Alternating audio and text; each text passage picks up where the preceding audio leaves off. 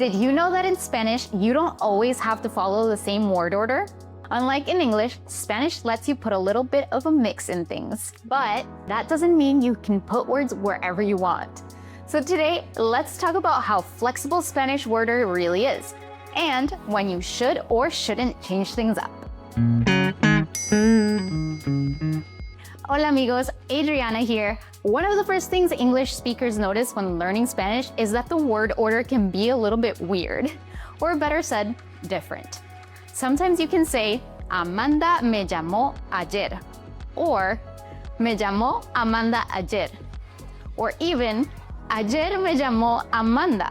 And guess what? They all make sense. But if you try to mix things up too much, it can sound a little unnatural, or just plain wrong. So let's break it down. Number 1, Spanish loves starting with what's important.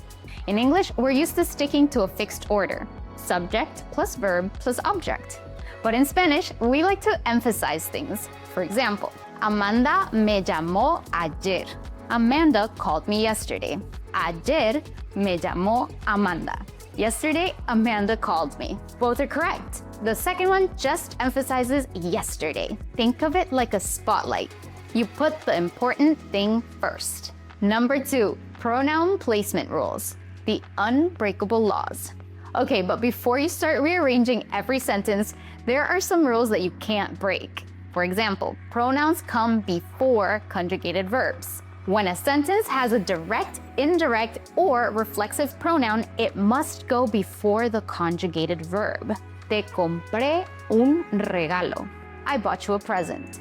Me ducho por la mañana. I shower in the morning. Lo llamaré después. I'll call him later. You cannot say, compré te un regalo. Ducho me por la mañana. Llamaré lo después. It sounds unnatural, right? That's because Spanish follows a strict pattern here. With infinitives or gerunds, you have 2 options. When the verb is an infinitive, comprar, llamar, ver, or gerund, comprando, llamando, pronouns can go before the whole verb phrase or attached to the infinitive or gerund. Both are correct. Le estoy comprando un regalo. Or, estoy comprándole un regalo. Te quiero comprar un regalo. Or, quiero comprarte un regalo. So next time you hear voy a llamarte or te voy a llamar, know that they are both perfectly fine. Imperatives are different. When giving affirmative commands, the pronoun must go after and attached to the verb. Cómprale un regalo. Buy him a present. Cómpraselo. Buy it. But be careful. In negative commands, pronouns go before the verb. No se lo compres. Don't buy it for him. No me hables así. Don't talk to me like that. Word order in questions.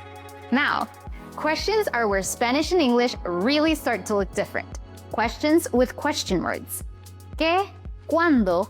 ¿Por qué? Etc. In Spanish, when you ask a question that starts with ¿qué? ¿Dónde? ¿Cuándo? The verb usually comes right after it.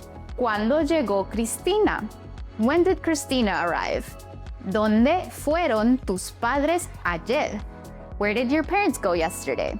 ¿Por qué llegó Sonia tan tarde? Why did Sonia arrive so late? But watch out, you can't put the subject right after the question word, like this. ¿Cuándo Cristina llegó? Sounds unnatural. Also, prepositions stay before the question word, never at the end, like in English. ¿Para quién trabajas tú? Who do you work for? ¿De qué trata la película?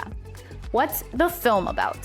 ¿A qué país vas? What country are you going to? Yes or no questions. Standard versus emphasized order. For questions that can be answered with sí or no, the usual order is subject plus verb plus extra info. Carmen tiene 2 hijas. Does Carmen have 2 daughters? But if you want to emphasize something, like you're surprised or want to double check, the verb can go first. ¿Tiene Carmen 2 hijas? Wait, Carmen has 2 daughters? Not 1 or 3? This little flip adds a subtle change in meaning. All right, let's recap it. Spanish lets you play around with word order, but pronouns follow strict rules. You can place pronouns before conjugated verbs or attached to infinitives or gerunds. Affirmative commands, pronouns go after the verb. Negative commands, they go before. The first word in a sentence usually highlights what's important.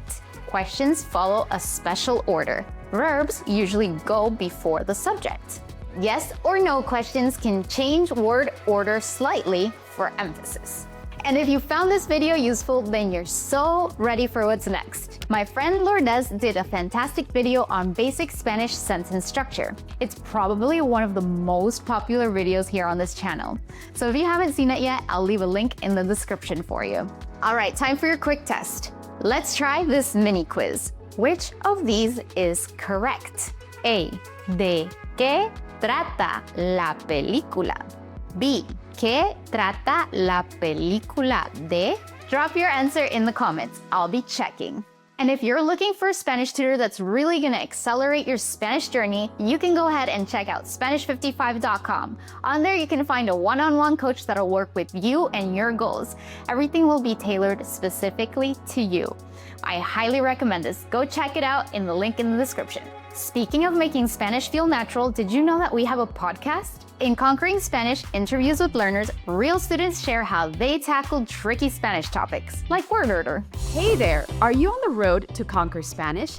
Then you won't want to miss our brand new podcast, Conquering Spanish, brought to you by Spanish 55. In each episode, we dive into inspiring stories from language learners just like you. We share real-life experiences, tips, and strategies to help you along your own Spanish journey.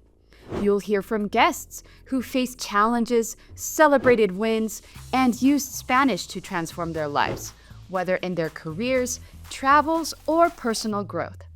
So, if you're ready to keep improving your Spanish and get inspired along the way, make sure to check out Conquering Spanish wherever you listen to podcasts. Subscribe, and let's continue conquering Spanish together. It's fun, it's real, and it might just be the boost you need. The link is in the description. That's all for today, amigos. Let me know in the comments what's the weirdest Spanish sentence order you've ever seen. I'll see you next time. Hasta luego.